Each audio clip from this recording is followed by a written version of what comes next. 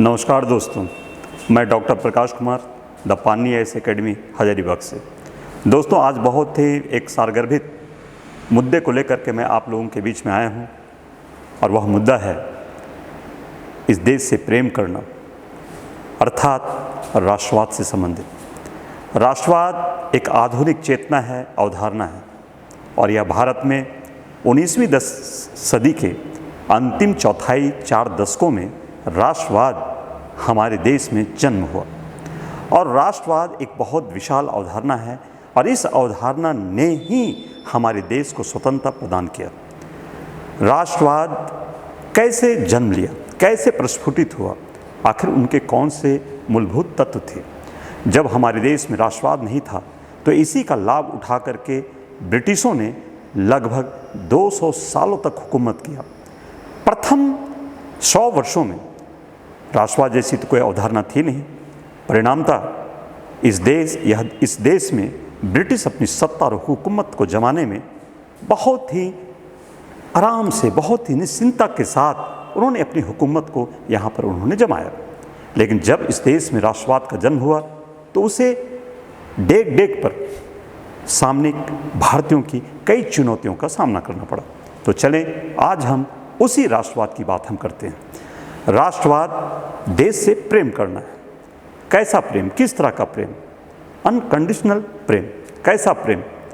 जैसे हमारे देश में जब किसी दूसरे देश के साथ में मैच होता है, मान लेते हैं कि क्रिकेट मैच हो रहा है और क्रिकेट मैच में अगर विराट कोहली किसी दूसरे देश के प्रति, खास करके पाकिस्तान के प्रति जब वो 6 मार रहा होता है तो भारत के लोग कहते हैं, यहाँ की जनता कहते हैं, यहाँ के नौजुवक कहते हैं, मार कोहली और मार और मार। और सभी के चेहरे खिल उठते हैं, अंदर से देशवासी प्रफुल्लित हो जाते हैं। ये जो भावना है, अपने देश के प्रति जो लगाव है, वही राष्ट्रवाद है। और ये राष्ट्रवाद 19वीं सदी की देन है। इस राष्ट्रवाद के जन्म कैसे हुआ, इस पर बहुत ही संक्षिप्त तरीके से हम बात करेंगे। तो आए हम चलते हैं। इस राष्ट्रवाद को विकास देने में कई कारकों ने महत्वपूर्ण भूमिका निभाया। विशेष तौर पर हमें सामाजिक आर्थिक सुधारों और आधुनिक पश्चात शिक्षा का जो प्रसार हमारे देश में हुआ, वो एक नवीन चेतना लेकर के हमारे देश में उभरा। और नवीन चेतना ने लोगों को अपने देश, अपनी संस्कृति, अपनी भाषा, अपनी भूमि, अपने वातावरण, अपने पर्यावरण, अपने लोगों से एक प्रेम का संदेश दिया, अपने से एक जुड़ाव महसूस किए और वही जुड़ाव जो है वह राष्ट्रवाद कहलाया। पुनः जो है प्रेस की हमारी जो है कि भूमिका रही। प्रेस ने भारत की मूलभूत समस्याओं को उभारा, लोगों की विशेषताओं को उभारा, भारत के अतीत के गौरव की गाथा भी भारतीयों के सामने रखा। परिणामतः लोगों में अपने देश के प्रति, अपनी संस्कृति के प्रति जो है कि चेतना जागृत हुई और वही चेतना राष्ट्रवाद कहलाती है। पुनः जो है मध्यम वर्ग का उदय हुआ। मध्यम वर्ग जो भारत के हैं, जो अपनी परंपरागत संस्कृति और परंपरागत व्यवस्था से बहुत ही लगाव रखते हैं, उसे विघटित नहीं होना देना चाहते हैं, क्योंकि वो उनकी आन बान शान और उनकी मर्यादा का प्रश्न होता है। परिणामतः इस देश में जो है कि परंपरा जो चली आ रही थी, उस परंपरा को बनाए रखने और अपनी परंपरा से प्रेम करना ही भारतीयों को एक मुद्दा बन गया। और वो मुद्दा विशेष करके वहन करने वाले जो लोग थे वह मध्यम वर्ग था। अतः भारत में राष्ट्रवाद को जन्म देने में मध्यम वर्ग का बहुत ही महत्वपूर्ण भूमिका रहा। पुनः ब्रिटिशों ने भारत पर हुकूमत किया और उनके हुकूमत का बस एक ही उद्देश्य था, भारत का आर्थिक दोहन और शोषण करना। और सन 1757 प्लासी की लड़ाई, उसके बाद से जो औपनिवेशिक व्यवस्था इस देश में उत्पन्न ब्रिटिशों के द्वारा जो किया जाता है, या औपनिवेशिक व्यवस्था जो स्थापित होती है, उन औपनिवेशिक व्यवस्था में चाहे वो भू राजस्व व्यवस्था हो, भू राजस्व व्यवस्था के अंतर्गत में चाहे जमींदारी व्यवस्था हो, चाहे रैयतवाड़ी व्यवस्था हो, चाहे महलवाड़ी व्यवस्था हो, इन सारे व्यवस्थाओं में ब्रिटिशों का एक ही उद्देश्य था कि भारत से अधिक हम लगान को वसूल करें और उस लगान का उपयोग ब्रिटिश के पक्ष में हम कर सकें। पुनः व्यापार की प्रणाली हो, पुनः जहाजरानी की नीति हो, पुनः हमारे इस देश में जो है कि खुदरा विक्रेताओं का पूरा जो है कि स्टॉल लगवा दिया 1813 ईस्वी के चार्टर एक्ट के तहत, जब मुक्त व्यापार का जब हमारे देश में सिस्टम को आरोपित किया गया तो उसके तहत जो है कि भारत में पूरा व्यापार को बढ़ावा दिया। परिणामता ये रहा कि भारत का स्थानीय व्यापार खत्म हो गए, भारत में उद्योगों का खात्मा हो गया, भारत में जो है कृषि का वाणिज्यीकरण हो गया, किसान दो दो पैसे के लिए जो है तरसने लगे। ये सारे आर्थिक दोहन ने मिल करके भारतीयों को सोचने के लिए विवश किया कि आखिर हम सबों की समस्याओं का जड़ आखिर कौन है, कैसे है। धीरे धीरे हमारे देश के महान विद्वान जैसे आर.सी. दत्त, आर.पी. दत्त, दादा भाई नेहरू, गोपाल कृष्ण गोखले, हमारे ऐसे रानाडे साहब ने पूरे सिस्टम प्रणाली को क्रम से उन्होंने अध्ययन किया, तह में गए और एक ही निष्कर्ष पर पहुंचे कि भारत की जो दुर्दशा है उस दुर्दशा के पीछे जो कारण काम कर रहा है वह कारण है भारत का आर्थिक तौर पर विघटित होना। और इस चीज को दादा भाई नेहरू जी ने धन के निष्कासन के सिद्धांत से बहुत ही बेहतरीन तरीके से इसकी व्याख्या की। परिणामता सभी लोग सतर्क हो गए और ब्रिटिश की व्यवस्था को उखाड़ फेंकने के लिए मन में उत्कट इच्छा को पालने लगे। यही उत्कट इच्छा जो आर्थिक परेशानियों से जुड़ा हुआ था उसने भी इस देश में राष्ट्रवाद को उन्होंने जन्म दिया और ब्रिटिश शासन के जो आर्थिक इम्पैक्ट पड़ा उन्होंने जो है कि राष्ट्रवाद को जन्म दिया। यद्यपि राष्ट्रवाद की अगर हम बात करते हैं तो इस राष्ट्रवाद के विकास में और भी अन्य कई कारक थे जो भारत में राष्ट्रवादी चेतना को सृजन करने में महती और महत्वपूर्ण भूमिका का निर्वहन किया। उन कारकों में अगर हम देखते हैं तो उनमें क्या है, प्रेरणा अनुक्रिया वाद विवाद।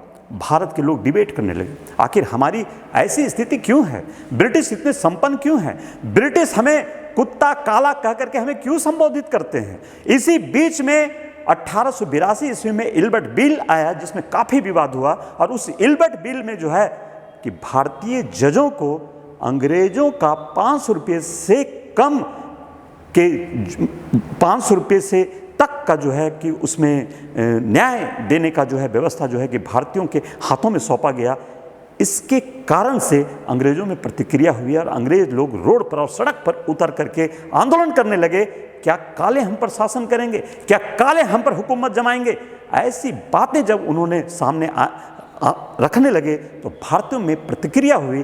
परिणामता भारतीय लोग सोचने के लिए मजबूर हुए, क्या ब्रिटिश हम पर हुकूमत कर रहे हैं वो सही है, और अगर आज हम एक जज के तौर पर ब्रिटिशों के अगेंस्ट में अगर हम फैसला सुनाएंगे तो क्या हम गलत हैं। परिणाम ये हुआ कि एक दीवार खड़ी हुई, भारतीय लोग उस दीवार के अंदर में सोचने और समझने लगे। ये हमारी राष्ट्रीय चेतना को उभारने में महती भूमिका का निर्वहन किया। पुनः अंग्रेजी राज का प्रभाव, अंग्रेजी राज के प्रभाव में हम ये कह सकते हैं कि अंग्रेजों ने भारत में जब शासन किया तो भारत में जो भिन्न भिन्न शासन प्रणालियां थी, भिन्न भिन्न कानून था, वो सारे कानून जो हो ब्रिटिश के अंतर्गत आ गए। और ब्रिटिशों ने एक प्रयत्न किया अपने शासन को सुदृढ़ और सुसंगठित करने के लिए कि भारत में एक जैसे कानून व्यवस्था को स्थापित करें। परिणाम ये रहा कि पूरा भारत जो है एक सांचे और ढांचे में ढल गया कानून के तौर पर। परिणाम हुआ कि भारतीय लोग आपस में जुड़ाव महसूस करने लगे और भारत में राष्ट्रवाद का हमारा जन्म हुआ। भारत की राजनीतिक एकता हमारी हुई, ब्रिटिशों के अधीन में भिन्न भिन्न राज्य को ब्रिटिशों ने जीत लिया और एक प्लेटफॉर्म पर पूरे राजवंशों को सामने ले आया। जीता हुआ और नहीं जीता हुआ भी, जीता हुआ पर तो अपना एक प्रशासन तो था ही था, और देशी रियासतों को भी ब्रिटिश सर्वसत्ता के अधीन जो है अपने अधीन में वो ले आया, जिससे एक एकीकृत मानसिक चेतना का जन्म हुआ और राष्ट्रवाद चेतना था। परिणामता इस देश में राष्ट्रवाद का जन्म हुआ। हमारे ब्रिटिशों के आने के बाद बहुत लंबे समय तक भारत में बाह्य आक्रमण से भारत को सुरक्षा प्राप्त हुआ, भारत में आंतरिक शांति प्राप्त हुई।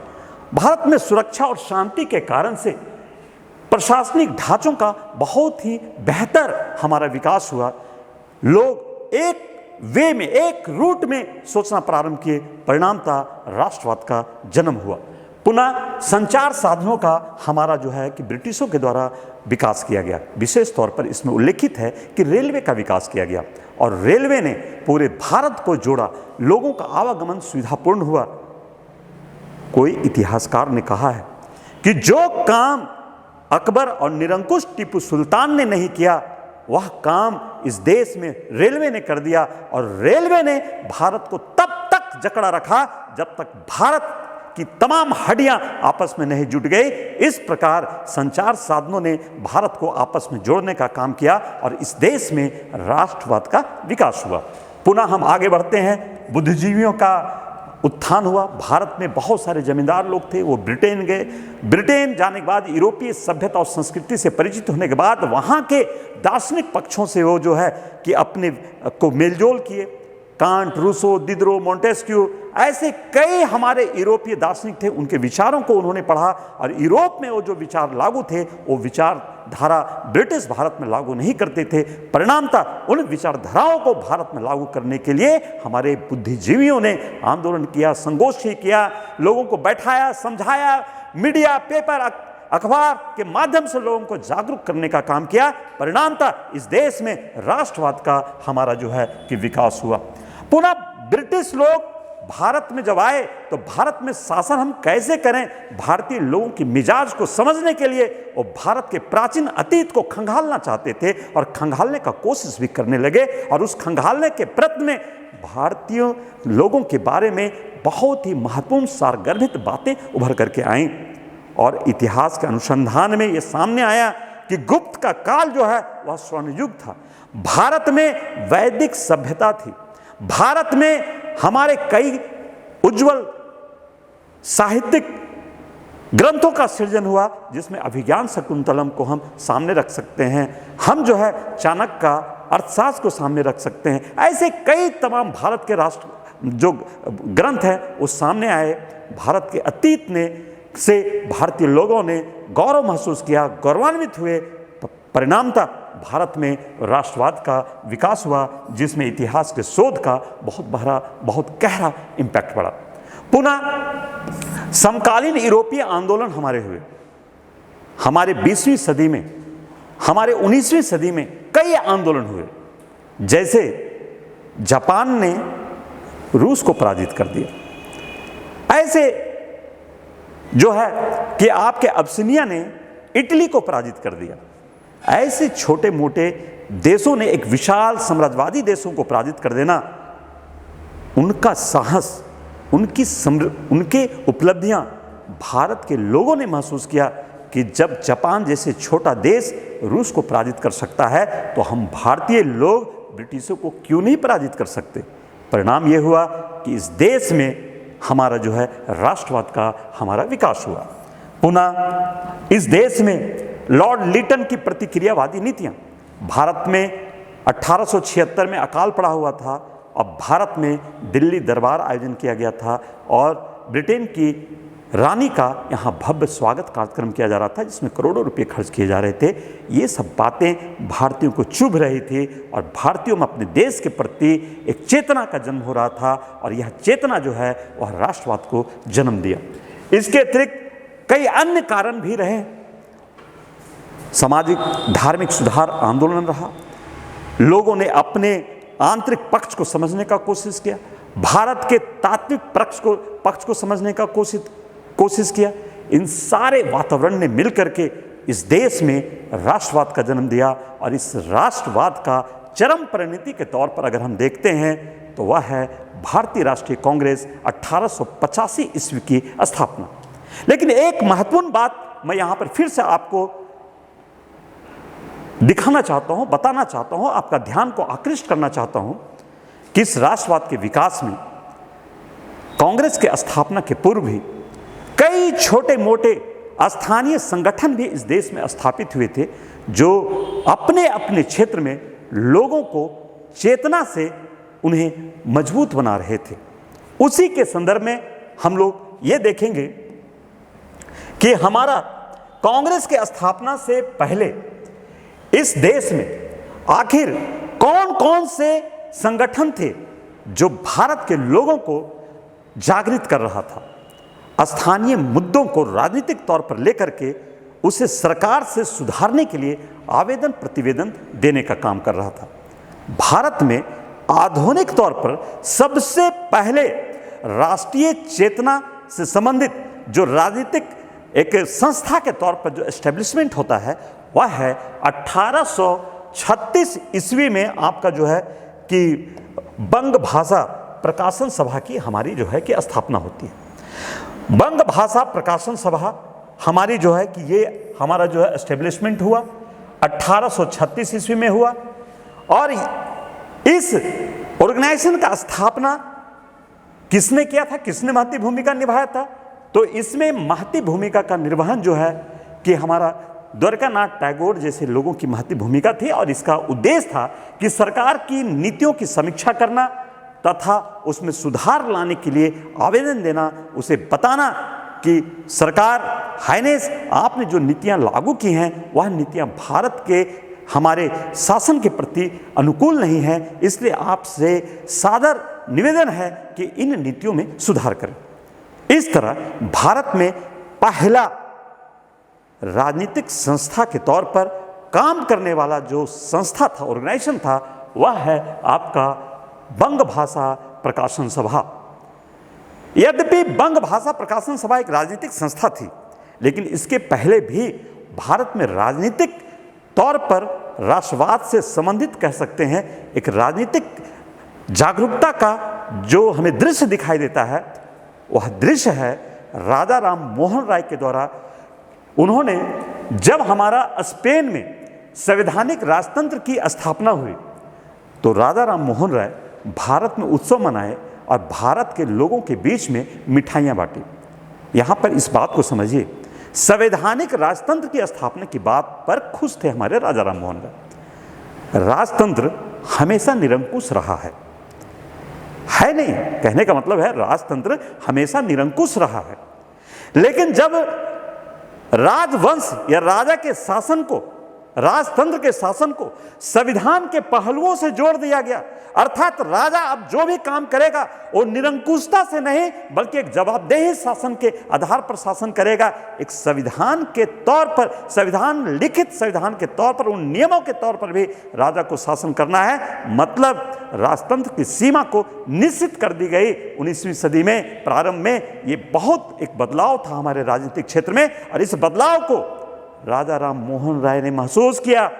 इसलिए राजा राम मोहन राय भारत में 1921 ईस्वी में जो है कि उन्होंने अपने लोगों के बीच में उत्सव मनाया और मिठाइयाँ बांटी। और उनकी चेतना थी कि काश भारत में भी इस तरह का सिस्टम ब्रिटिशों के साथ स्टेबल हो सके। तो भारत में प्रस्फुटन राजनीतिक चेतना के संदर्भ में राजा राम मोहन राय के एक्टिविटी से स्पष्ट हो जाता है।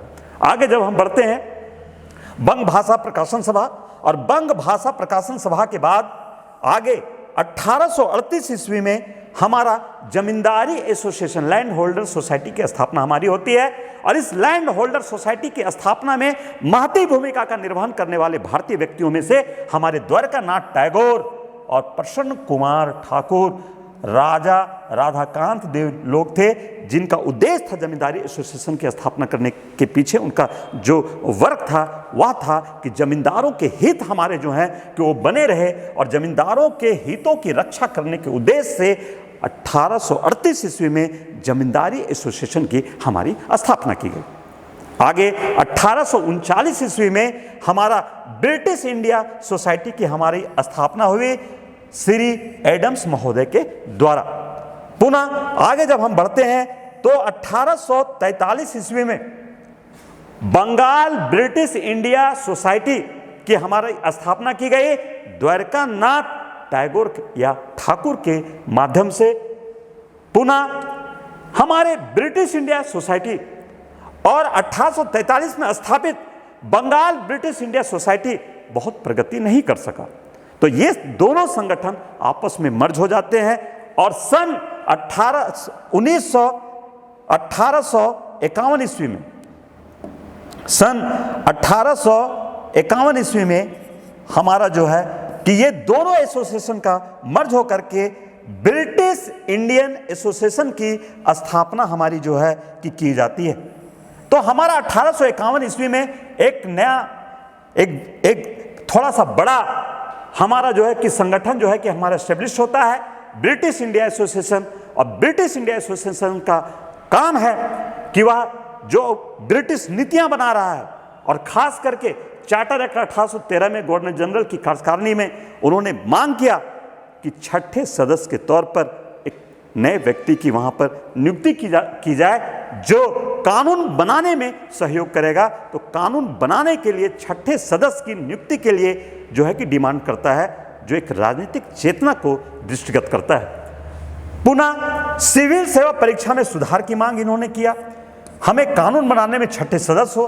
भारत में सिविल सेवा होता नहीं था, भारतीय लोग अपीयर हो नहीं पाते थे, तो भारतीय लोगों के युवक सिविल सर्विसेज एग्जामिनेशन में भी पार्टिसिपेट करें, तो उनकी जो परीक्षा की प्रणाली है उनमें थोड़ा सा लिबरलाइजेशन हो, ब्रिटिश लोग इसमें ध्यान दें कि कैसे भारतीय लोग भी जो है इसमें शामिल हो सकेंगे। उसके लिए भी इन्होंने जो है कि उन्होंने ब्रिटिशों से डिमांड रखा, और परिणामतः एक राजनीतिक जागरूकता यहाँ पे दृष्टिगत होता है। पुनः इल्बर्ट बिल विवाद 1882 में हुआ, तो उसके संदर्भ में भी जो है कि हमारा ब्रिटिश इंडिया एसोसिएशन ने लोगों के बीच में जाकर के इन मुद्दे के संदर्भ में आंदोलन किया था।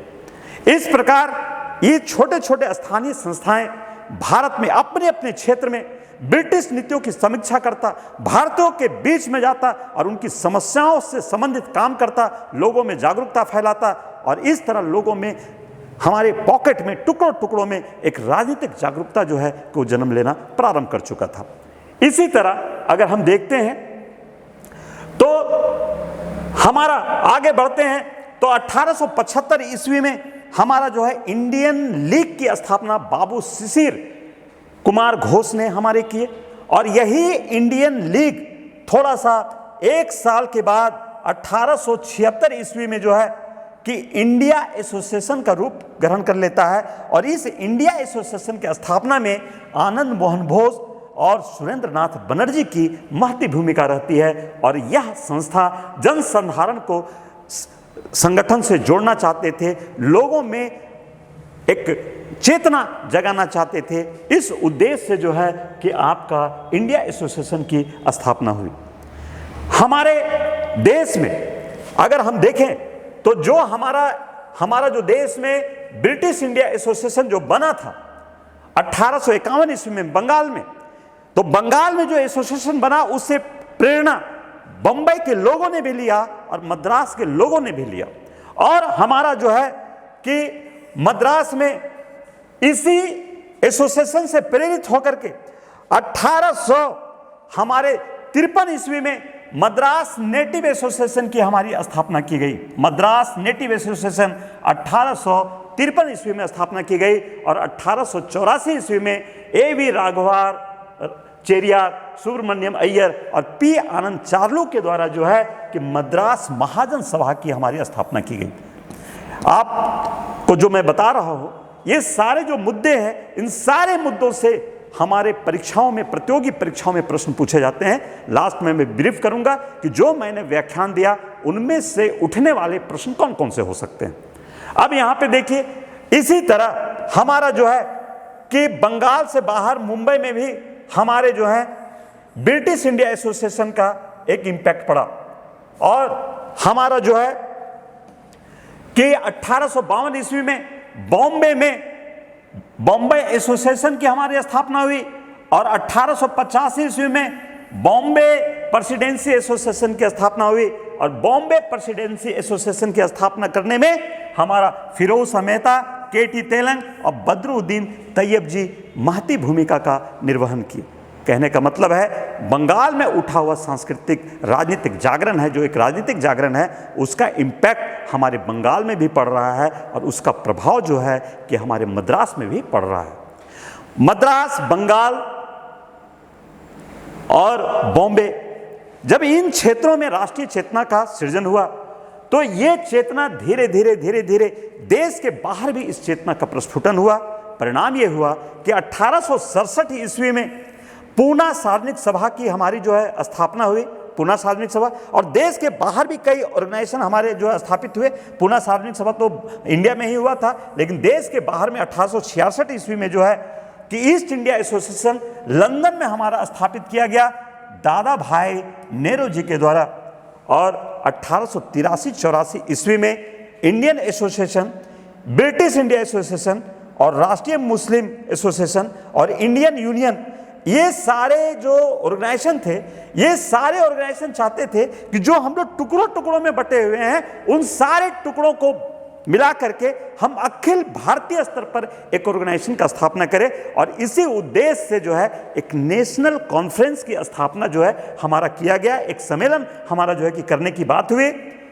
और 1883 ईस्वी में पहला उसका एक बैठक हमारी हुई और 1885 ईस्वी में नेशनल कॉन्फ्रेंस की दूसरी बैठक कलकत्ता में आयोजित किया गया।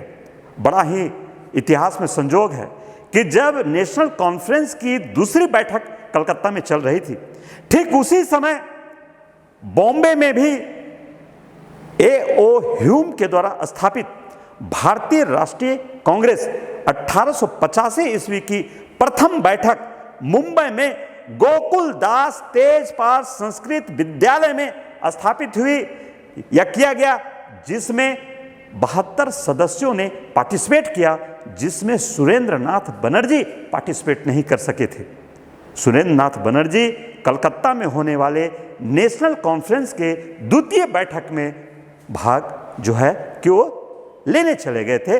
तो यहाँ पर आपका 1885 ईस्वी में जो है कि हमारे कलकत्ता में हमारा जो है नेशनल कॉन्फ्रेंस का द्वितीय बैठक हुआ और उसी समय 1885 ईस्वी में हमारा जो है भारतीय राष्ट्रीय कांग्रेस का हमारी जो है कि बैठक हुई। और भारतीय राष्ट्रीय कांग्रेस हमारे देश का आगे आने वाले समय में स्वतंत्रता आंदोलन का पर्याय बन जाएगा। भारतीय राष्ट्रीय कांग्रेस की स्थापना भारत में राष्ट्रवाद की चरम परिणति का द्योतक है। तो आज हमने आपको एक छोटे से टुकड़े में हमने आपको बताया कि भारत में राष्ट्रीय आंदोलन की जो शुरुआत होती है भारतीय राष्ट्रीय कांग्रेस से, वह भारतीय राष्ट्रीय कांग्रेस से होती है। उसकी राष्ट्रवाद की चरम परिणति भारतीय राष्ट्रीय कांग्रेस है। अब इतना जो हमने आपको बताया उससे प्रश्न, कई तरह के प्रश्न पूछे जाएंगे। उसमें पूछा जाएगा कि बंग भाषा प्रकाशन सभा की स्थापना कब हुई, पूछा जाएगा मद्रास महाजन सभा की स्थापना कब हुई, पूछा जाएगा भारतीय राष्ट्रीय कांग्रेस की स्थापना कब हुई, भारतीय राष्ट्रीय कांग्रेस की स्थापना किसने किया, भारतीय राष्ट्रीय कांग्रेस का प्रथम बैठक कब हुई, भारतीय राष्ट्रीय कांग्रेस के प्रथम बैठक में कितने सदस्यों ने भाग लिया। प्रथम भारतीय राष्ट्रीय कांग्रेस के बैठक में निम्नलिखित में से कौन थे जो पार्टिसिपेट नहीं किए थे, सुरेंद्र नाथ बनर्जी नहीं किए थे। भारतीय राष्ट्रीय कांग्रेस के प्रथम अधिवेशन की अध्यक्षता किसने किया था, तो उमेश चंद्र बनर्जी ने भारतीय राष्ट्रीय कांग्रेस का प्रथम अध्यक्ष उन्होंने किया था। पूना सार्वजनिक सभा कब स्थापित हुआ, ईस्ट इंडिया एसोसिएशन कब स्थापित हुआ, ये सारे जो हमने आपको लाइन बाय लाइन जो हमने आपको अभी व्याख्या किया है, उन सारे से प्रश्न प्रतियोगी परीक्षाओं में पूछे जाएंगे। जो भी बातें हमने आपके सामने रखा पूर्णतः तथ्यात्मक और संकल्पनात्मक थी, कॉन्सेप्चुअल था। इसे बहुत स्थिर से सुने और इनसे संबंधित सेट को बनाएं। आप देखेंगे कि जितनी सारी बातें हमने आपको कहा, उन सारे बातों से आपके प्रतियोगी परीक्षाओं में प्रश्न पूछे जाएंगे। तो चलें, आज हम यहीं तक। आपको बहुत बहुत धन्यवाद, शुक्रिया, जय हिंद।